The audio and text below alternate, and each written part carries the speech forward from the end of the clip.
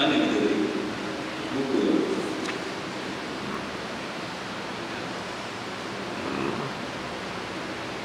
Mana kita beli? Saya cakap siapa tadi? Tak ingat.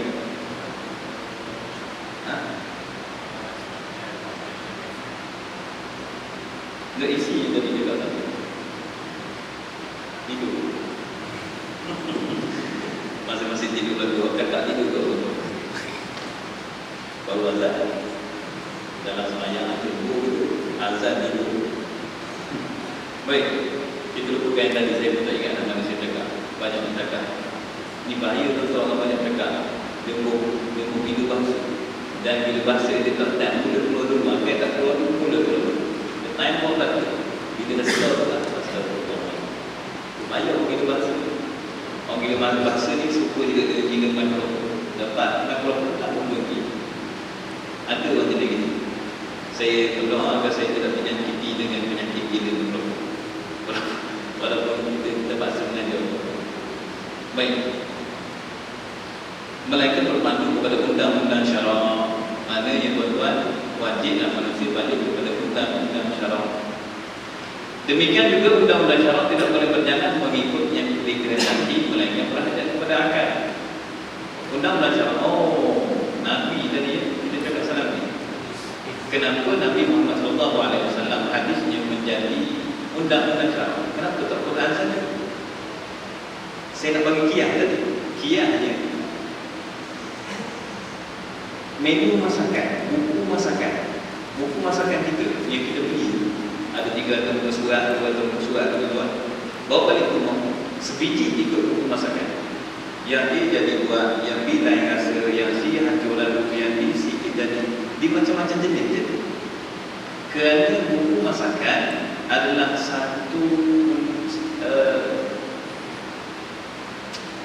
dia cuma menu, dia cuma cara nak masak. Apa bahan yang diperlukan untuk masak. Dia kena ada tukang masak bagi barang masakan. Tukang masak ni yang menulis barang masakan, dia ni adalah tukang masak bagi barang masakan. Bagi menu, bagi buku masakan. Al-Quran ni diiktibar, bukannya Al-Quran ni buku masak. Al-Quran diiktibarkan sebagai buku masakan yang perlukan tukang masak. Kalau Allah Ta'ala turunkan Al-Quran terus kepada dada umat Islam sendiri tanpa perlu kepada Nabi. Kalau Allah Ta'ala turunkan Al-Quran terus kepada dada manusia tanpa perlu kepada Nabi, apakah kebaikan? Tidak ada kebaikan. Sebab apa tidak ada kebaikan? Walaupun Nabi SAW seorang Nabi, satu agama Islam, tetapi mazhab datuk mazhab. Walaupun turun pada seorang Nabi, Nabi mencernakan masakan, tetapi timbul berapa banyak mazhab yang sesat. Itu seorang Nabi. Mengkala 10 Nabi, ratus je mazhab. Mengkala semua Nabi, seorang satu mazhab. Orang ni semayang start dengan sujud. Orang ni semayang start dengan dia macam-macam jadi. Dia macam-macam benda jadi. Sebab itulah Allah kena letak seorang di dekat masa. Allah kena hantar seorang di pesuruh yang nak menerangkan tentang agama ini. Dan Allah akan guide, akan pandu pesuruh diri ini dengan hidayah dan taufik daripada Allah setiap masa. Karena sesaat hidayah Allah tidak ada pada Nabi SAW, nescaya dalam sesaat pun Nabi akan melakukan kesalahan. Oleh kerana itu wajib Nabi SAW sentiasa duduk dalam hidayah Allah supaya Al-Quran yang diturunkan oleh Allah Subhanahu Wa Taala boleh disampaikan kepada semua umat Islam dengan seberkesan dan setepat-tepatnya. Oleh itu apa yang Nabi kata adalah isi daripada Al-Quran. Kerana itu syarak ini adalah Al-Quran dan juga hadis Nabi SAW. Manusia kena balik kepada undang-undang syarak. Dikatakan di sini demikian juga undang-undang syarak tidak boleh berjalan mengikut yang dikehendaki, melainkan berhadap kepada akal. Undang-undang syarak Al-Quran, tuan-tuan, kalau dulu akan boleh kayu, sekarang ni Al-Quran. Al-Quran ni kita letak sini, biar dia 3 tahun. Apa jadi? Biar 3 tahun duduk sini. 2 tahun pergi semayang balik, 3 tahun akan datang. Biar Quran di sini. Apa jadi Quran?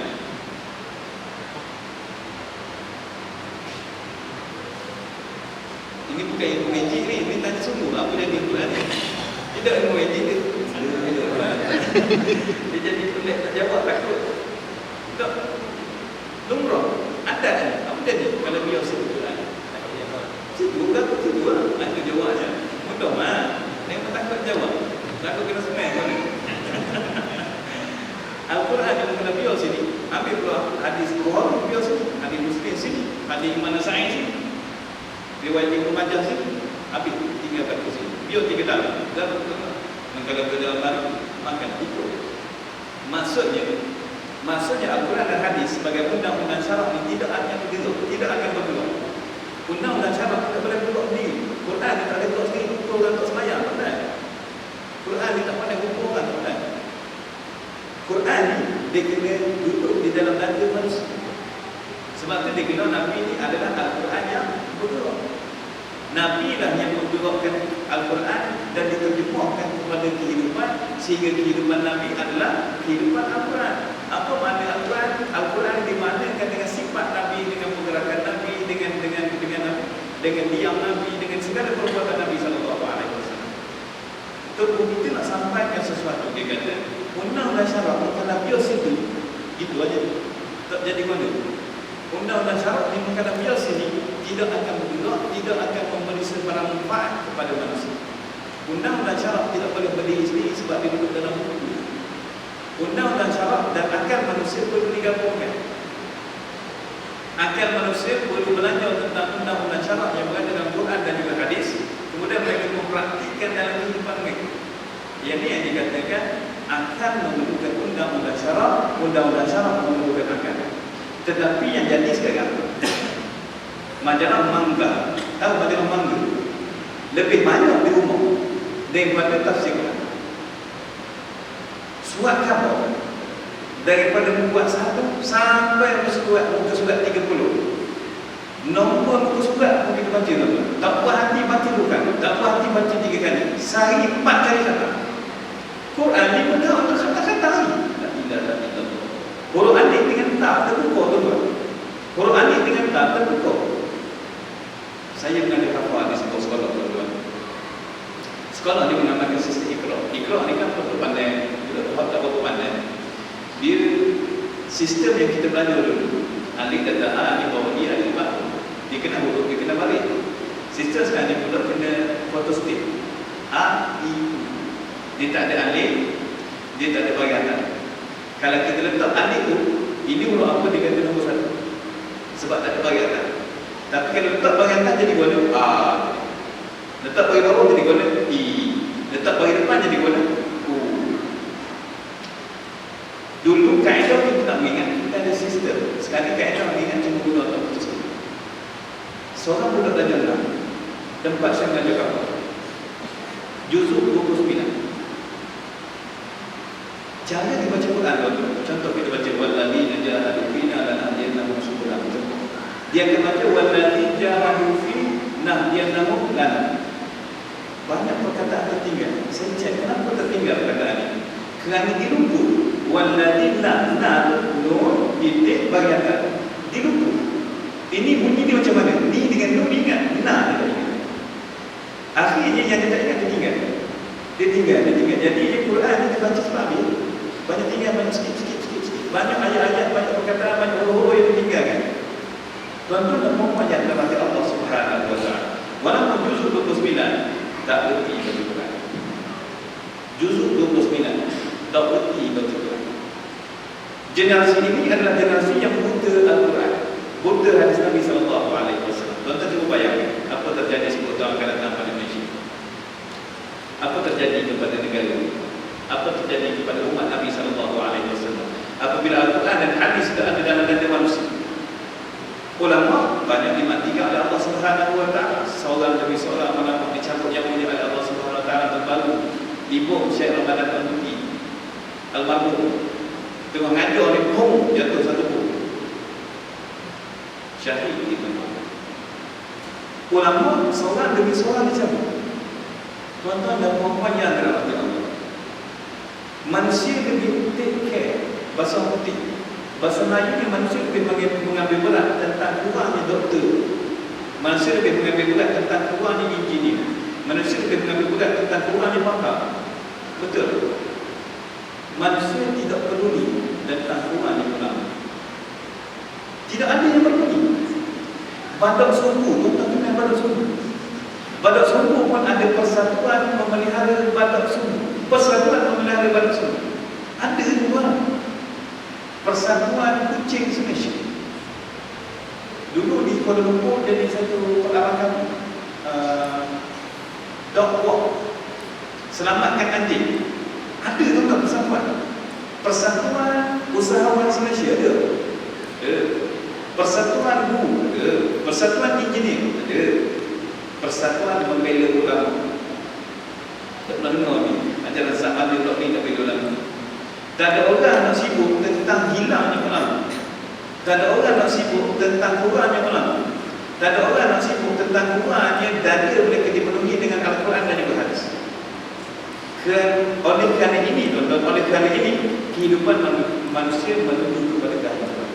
Selepas 300 tahun sistem kapitalis yang dibina di Amerika Syarikat menuju kehancuran ketika 48,1 juta rakyatnya duduk di bawah paras kemiskinan. Kita juga menuju ke arah yang sama. Setiap negara menuju ke arah yang sama. Kerana apa? Kerana mereka bergantung kepada akal mereka sendiri untuk mentadbir alam yang Allah Ta'ala ciptakan ini, sedangkan Allah Ta'ala turunkan dengan besar.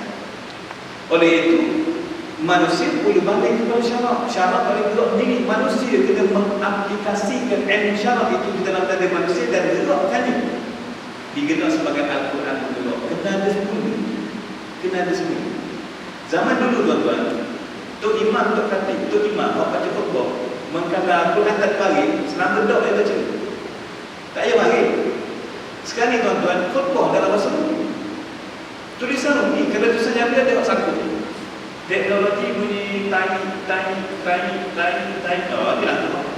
3 kali tiny dia tu. Zaman dulu, tuan-tuan, Al-Quran yang tidak berbagi boleh dibaca. Siapa dia tu? Baru Tok Khatib kampung. Satu kampung 30 ulama. Sekarang ni 50 kampung seorang ulama selesai. Kenapa, tuan-tuan? Tidak ada orang memikirkan tentang kekurangan ulama yang menyebabkan akhirnya kehidupan kita berlandaskan kepada emosi dan juga akal kita sendiri yang kita tahu tidak akan mampu untuk menyusul hidup manusia. Kerana itu, tuan-tuan, kehidupan manusia semakin kepada zaman kehancuran. Allah. Baik. Walhasil antara kedua-duanya itu berlazim-laziman dan berhajat antara satu sama yang lain. Kata Tok Guru saya, akal ni seperti air. Akal ni diibaratkan seperti air dan syarak diibaratkan seperti gelas. Tuan-tuan, ibaratkan air yang ada dalam ni, satu air teh pekat yang penuh dengan susu, penuh dengan teh. Minum 3 kali macam mana lalu? Cuba bayangkan air tu macam ni. Air ni 3 kali minum macam mana? 4 kali minum sakit jantung. Maknanya manis dia tu memang minum mati lalu. Saya ambil, saya cuba kata jatuh. Dia yang kata Tok Imam tu bila tu siap makmur sebab saya dapat. Kenapa? Kerana bila air dicurah di tempat yang ada, airnya akan pergi secara rapat. Air ni perlu dicurah dalam gelas. Kan tahu. Kalau gelas bulat-bulat, gula penyok-penyok betul, tapi terkawal.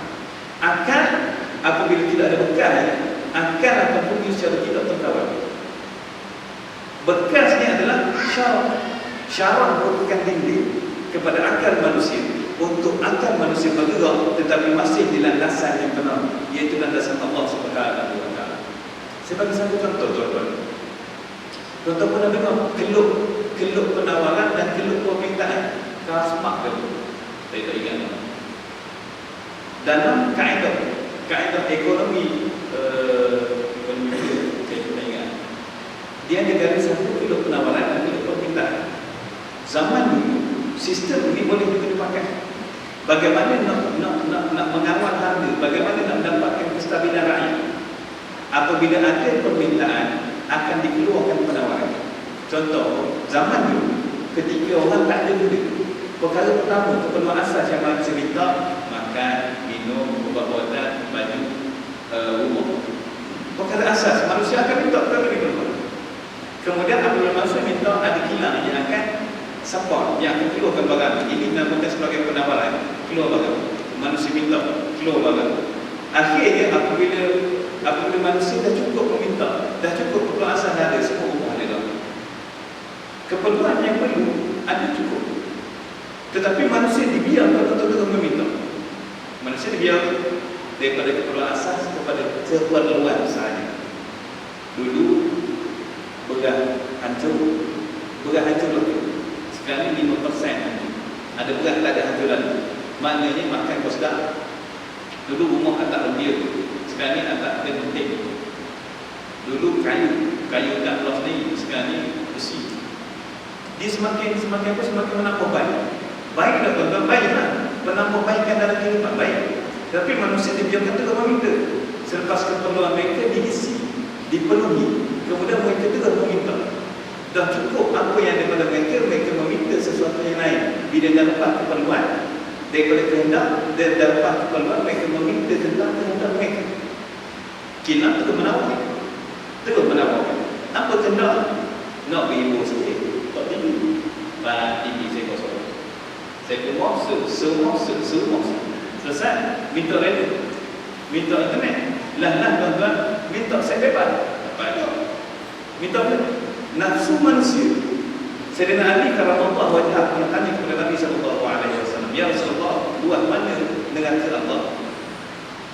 Nabi SAW beritahu, neraka Allah seluas nafsu manusia yang tidak berpergi. Tuan-tuan, manusia kalau diberi satu dunia, bukan satu lembah. Hadis Nabi satu lembah, kita bagi satu dunia, satu dunia mat. Mereka mesti yang minta satu dunia mat. Dapat dua dunia mat, nafsu manusia akan minta dua dunia mat. Nafsu tidak pernah buat. Sistem ni yang dicipta oleh manusia dengan tujuan untuk memperbaiki taraf hidup manusia, akhirnya menghancurkan manusia sendiri apabila manusia meminta keperluan asal apa. Manusia meminta keperluan apa? Manusia meminta kehendak dan keinginan mereka. Dapat juga. Sampai ni tuan-tuan, akhirnya manusia minta kahwin lelaki dengan lelaki, perempuan dengan perempuan. Dapat juga. Terbaru manusia minta kahwin dengan haiwan. Dapat juga. Kerana tidak ada undang-undang, akan manusia bergerak sendiri. Akan manusia tidak dijaga oleh syarak. Oleh kerana itu, dunia menjadi kacau hilang. Ini pengertian akal. Akal adalah satu sifat yang hebat kita akui. Tetapi kehebatan akal ini tidak dapat menembusi untuk menyusun kehidupan itu sendiri. Dari ini banyak kali kita bagi, kita nak suruh cerita ni, tak lagi, nak suruh cerita ni, tak lagi, nak suruh cerita ni, tak lagi, bantu dia dulu. Kemudian akan cuba ambil alih kepada Allah Ta'ala, akan mencipta satu hukum untuk menyusun hidup manusia. Sedangkan yang layak mencipta hukum Allah Ta'ala. Yang nak cipta manual rumusan bagi masjid, kita mesti. Tiba-tiba token pula nak buat satu manual rumusan bagi masjid kosong. Manusia cuba menyusun satu manual rumusan bagi manusia. Sedangkan manusia ini seolah-olah berilmu dari Pak cipta manusia Allah. Apabila manusia tidak memakai undang-undang syarak yang dicipta oleh Allah, maka kehidupan manusia lama-kelamaan menjadi semakin hancur. Mana-mana negara maju, kehancuran sedang menghampiri mereka. Akhlak hancur, sosial hancur, pemikiran hancur, kesetiaan hancur, amanah, jati diri, maruah hancur, menjaga sesama saudara hancur. Sifat-sifat ini telah tiada daripada diri individu. Sedangkan Allah Ta'ala ciptakan manusia dengan berbagai sifat fitrah yang berupa sifat baik. Kalau saya nak cerita lagi panjang, tuan-tuan ambil nampak. Jadi saya tutup sedikit banyak. Tuan-tuan ada soalan, insyaAllah kita boleh bincang. Kalau yang saya tak boleh jawab, kita bawa ke bulan depan. Tak boleh jawab lagi, kita bawa ke bulan depan lagi. Tak boleh jawab, tuan-tuan cari ustaz lagi. Suruh dia jawab. Allah